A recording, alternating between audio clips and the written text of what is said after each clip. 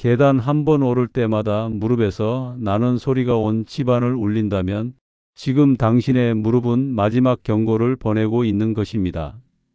60년간 수많은 환자들을 만나면서 제가 깨달은 가장 안타까운 사실은 대부분의 사람들이 무릎 통증을 나이 탓으로 돌리며 치료 시기를 놓친다는 것입니다.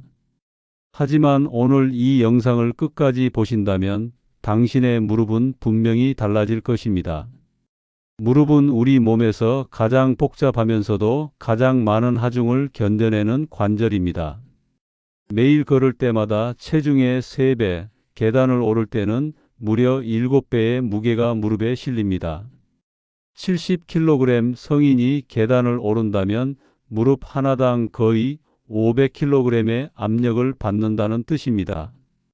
이런 엄청난 부담을 평생 견뎌내야 하는 것이 바로 우리의 무릎이죠. 제가 진료실에서 만난 김모 씨는 65세 여성분이었습니다. 처음 오셨을 때 무릎 통증으로 밤잠을 설치고 화장실 가는 것조차 두려워하셨습니다. 평생 가족을 위해 살아온 분이 이제는 가족에게 짐이 된다며 눈물을 흘리시더군요. 하지만 6개월 후 같은 분이 등산복을 입고 환하게 웃으며 진료실에 들어오셨습니다. 무엇이 이런 기적 같은 변화를 만들었을까요? 무릎 관절은 크게 세 부분으로 나뉩니다. 허벅지뼈인 대퇴골, 정강이뼈인 경골, 그리고 무릎뼈인 슬개골이 만나는 곳입니다. 이 뼈들 사이에는 연골이라는 쿠션이 있어서 충격을 흡수하고 관절액이 윤활유 역할을 합니다. 또한 십자인대와 측부인대가 무릎의 안정성을 유지하고 반월판이라는 시자 모양의 연골이 추가적인 충격 흡수 역할을 합니다. 문제는 나이가 들면서 이 모든 구조물들이 서서히 닳기 시작한다는 것입니다.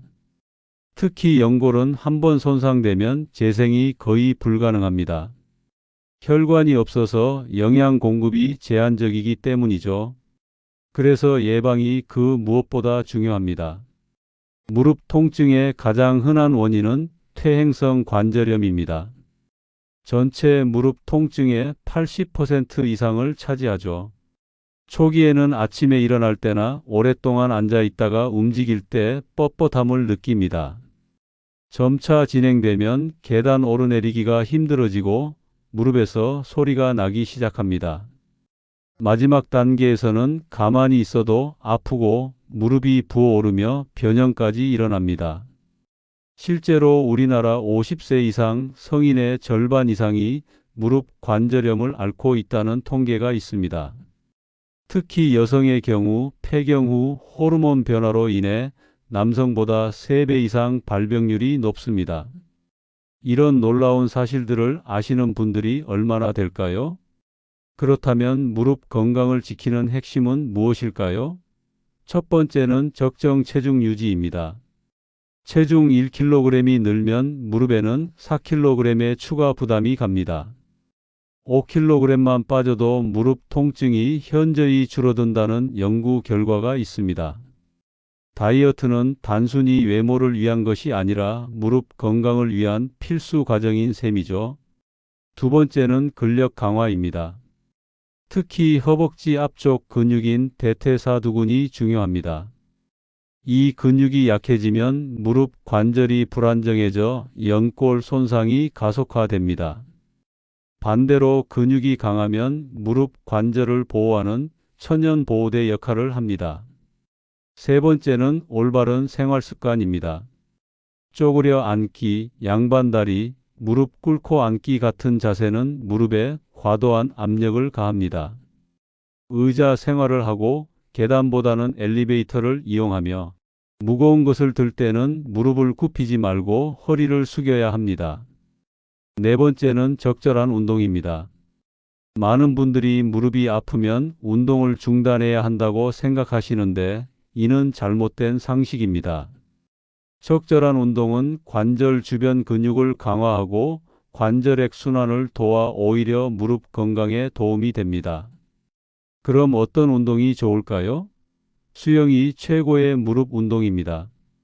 물의 부력으로 무릎에 가해지는 체중 부담을 90% 이상 줄여주면서도 근력은 강화할 수 있습니다. 수영을 할 수 없다면 물속 걷기만 해도 충분합니다. 실내에서 할 수 있는 운동도 있습니다. 의자에 앉아서 다리를 쭉 펴는 동작을 반복하면 대퇴사두근을 강화할 수 있습니다. 하루에 아침 저녁으로 각각 20회씩 총 5분만 투자하면 됩니다. 벽에 등을 대고 서서 무릎을 살짝 구부린 채 30초간 유지하는 벽 스쿼트도 효과적입니다. 걷기 운동을 할 때는 평지를 선택하세요. 경사진 길, 특히 내리막길은 무릎에 큰 부담을 줍니다. 신발도 중요합니다. 쿠션이 좋은 운동화를 신고 너무 딱딱한 아스팔트보다는 흙길이나 우레탄 트랙에서 걷는 것이 좋습니다. 많은 분들이 놓치는 것이 바로 스트레칭입니다. 무릎 주변 근육과 인대가 경직되면 관절 움직임이 제한되고 통증이 심해집니다. 특히 허벅지 뒤쪽 근육인 햄스트링과 종아리 근육을 늘려주는 것이 중요합니다.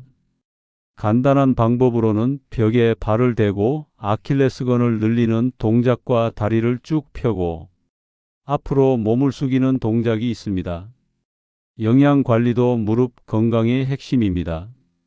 연골의 주성분인 콜라겐과 글루코사민이 풍부한 음식을 섭취해야 합니다. 닭발, 돼지족, 생선, 뼈 우린 국물 같은 전통 음식들이 실제로 도움이 됩니다. 우리 조상들의 지혜가 과학으로 증명되고 있는 것이죠. 염증을 줄이는 음식도 중요합니다.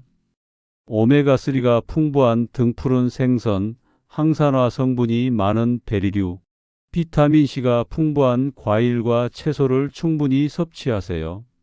반대로 가공식품, 튀긴 음식, 과도한 당분은 염증을 악화시키므로 피해야 합니다. 무릎에 좋은 보조 제로는 글루코사민과 콘드로이친이 있습니다. 하지만 모든 사람에게 효과가 있는 것은 아니므로 전문의와 상담 후 복용하는 것이 좋습니다. 가장 중요한 것은 보조제에만 의존하지 말고 생활 습관 개선을 병행하는 것입니다. 추위도 무릎 건강이 적입니다. 기온이 낮아지면 관절 주변의 혈액순환이 떨어지고 근육과 인대가 경직됩니다. 겨울철에는 무릎을 따뜻하게 보온해주고 외출 전에 가벼운 스트레칭으로 몸을 풀어주는 것이 좋습니다. 그렇다면 이미 무릎 통증이 시작된 분들은 어떻게 해야 할까요? 가장 중요한 것은 정확한 진단입니다.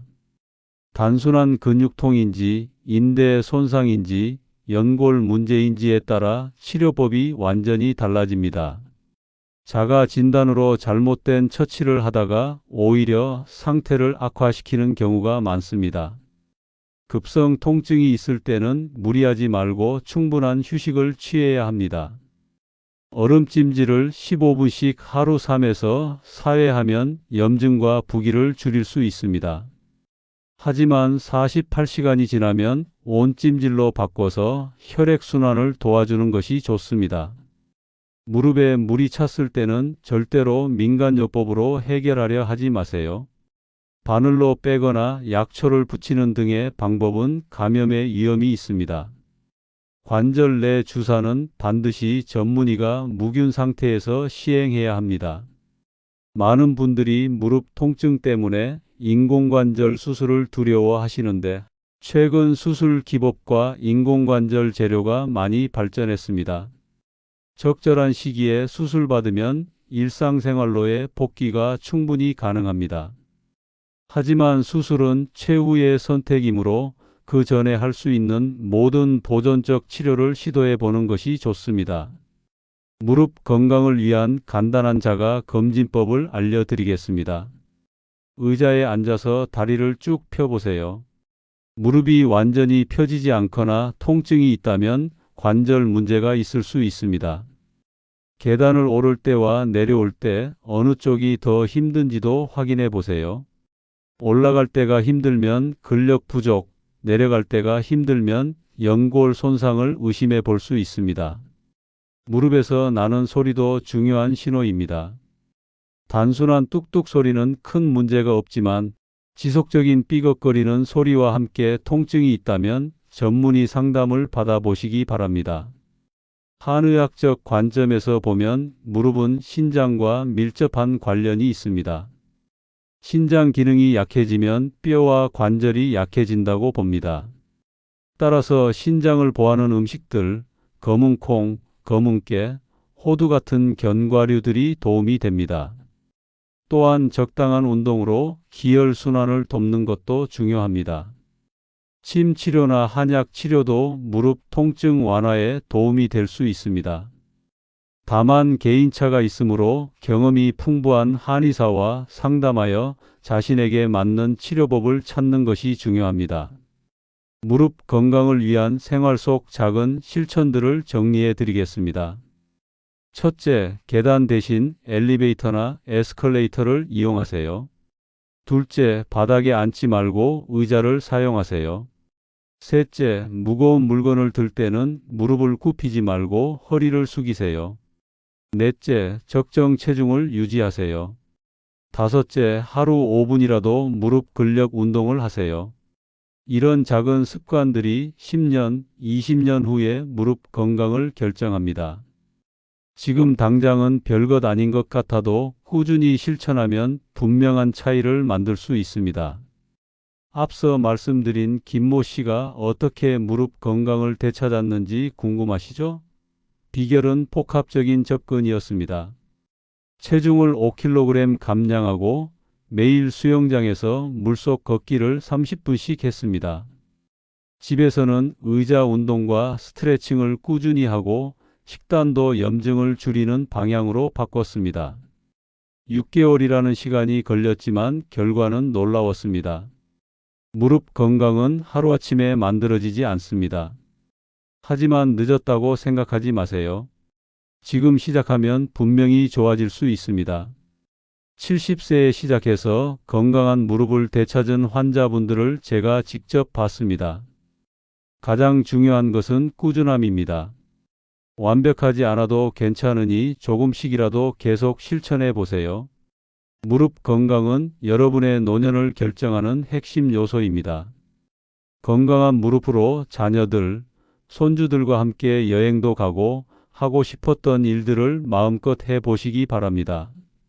오늘 알려드린 내용들을 실천하신다면 여러분의 무릎은 분명히 달라질 것입니다. 건강한 무릎으로 활기찬 노년을 보내시길 진심으로 응원하겠습니다. 이 영상이 도움이 되셨다면 좋아요를 눌러주시고 더 많은 건강 정보를 원하신다면 구독과 알림 설정도 부탁드립니다. 건강한 하루 되세요.